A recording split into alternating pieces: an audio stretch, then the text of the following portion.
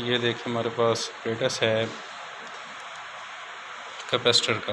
तो हमने इसमें टाइम कांस्टेंट की वैल्यू फाइंड करनी है चार्जिंग और डिस्चार्जिंग के ज़रिए। तो ये हमारे पास स्टेटस पड़ा हुआ है, इसमें एक कैपेसिटर है जिसको हमने लिया है 10 मिली फैरेड का, और एक रेजिस्टेंस है जिसको हम अंदाज़ा कह सकते हैं कि ये वैल्यू के हिसाब से हमने इसको लिया है 2 किलो ओम।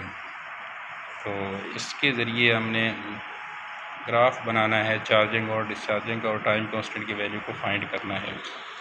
तो ये देखिए हमने ऑपरेटर्स बनाया है इसके ज़रिए ग्राफ।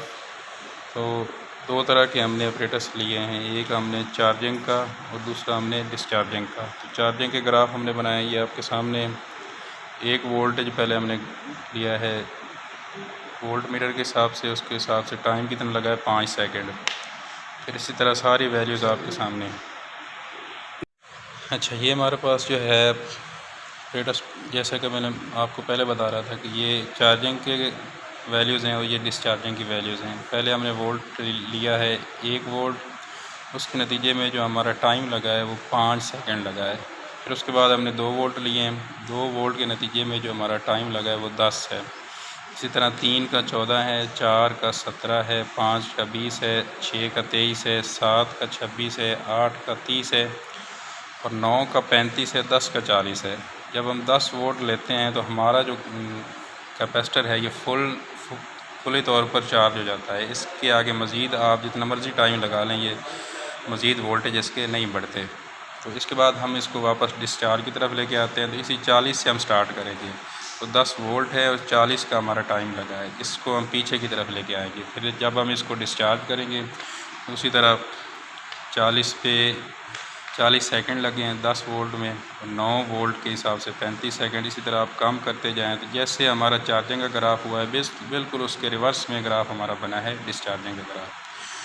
तो ये हमारे पास वैल्यूज़ हैं। अब इन्हीं वैल्यूज़ को इस्तेमाल करते हुए हम आगे ग्राफ बनाएंगे। ग्राफ में देखिए हमने 2 एक्सेस लिए हैं, एक एक्स एक्सेस और एक वाई एक्सेस। एक्स एक्सेस में हमने टाइम लिया है और वाई एक्सेस में हमने वोल्टेज को लिया है।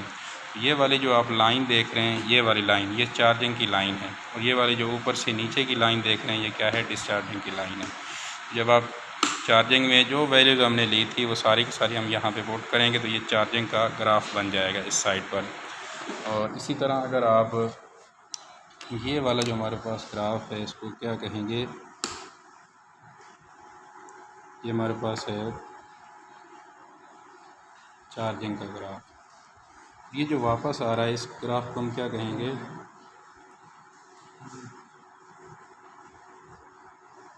डिस्चार्जिंग का ग्राफ। ठीक है।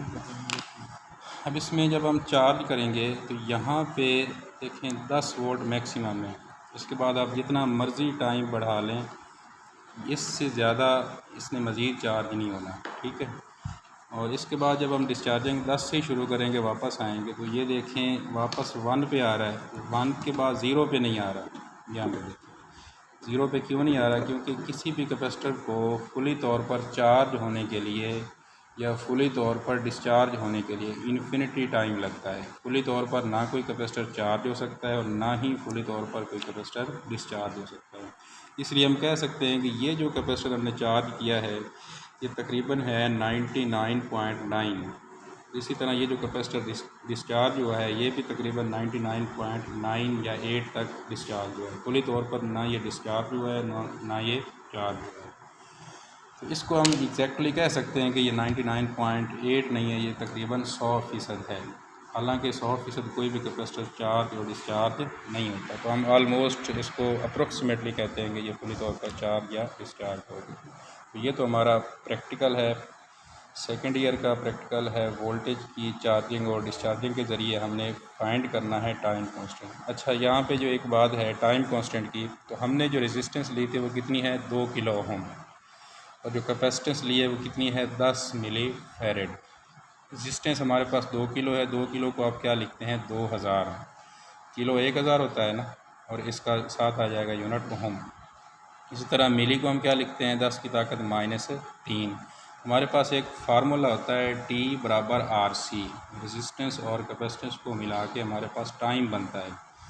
तो रेजिस्टेंस हमने पुट कर दी 2000, कैपेसिटेंस हमने पुट कर दी 10, आगे मिली है उसको लिखेंगे 10 की ताकत -3। इसको हल करेंगे, 10 की ताकत -3 इस 1000 से कट जाएगा, 10 को 2 से ज़रब देंगे तो ये आ जाएगा 20। तो 20 सेकंड हमारे पास क्या है, टाइम कांस्टेंट। ये तो हमने उन वैल्यूज़ के ज़रिए, जिस तरह कैपेसिटर की कैपेसिटेंस और रेजिस्टर की रेजिस्टेंस के ज़रिए हमने टाइम कांस्टेंट की वैल्यू फाइंड की है। अब अगर ग्राफ के ज़रिए हम देखें तो यहाँ पे देखें, ये हमारे पास कौन सा ग्राफ है, डिस्चार्जिंग का, ये वाला कौन सा ग्राफ है, चार्जिंग का। तो जिस पॉइंट पर दोनों ग्राफ आपस में मैच कर जाते हैं, उस पॉइंट पर हमने देखना होता है कि टाइम कांस्टेंट की कौन सी वैल्यू है जिस पर ये दोनों ग्राफ आपस में मैच कर रहे हैं। तो वो आप ग्राफ से भी देख लें, तो इस पॉइंट पर चार्जिंग और डिस्चार्जिंग दोनों आपस में मैच कर रहे हैं, और वो टाइम कितना है, 20 सेकेंड।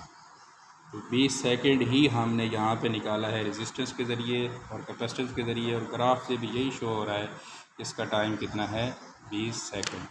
तो ये बेसिकली हमारा ऑपरेटर्स है। इसको वैल्यूज़ के ज़रिए और ग्राफ के ज़रिए, दोनों चीज़ों के ज़रिए हमने इसको सेटिस्फाई करना है कि ये वाला ग्राफ हमारा ठीक है। ओके, अल्लाह हाफ़िज़।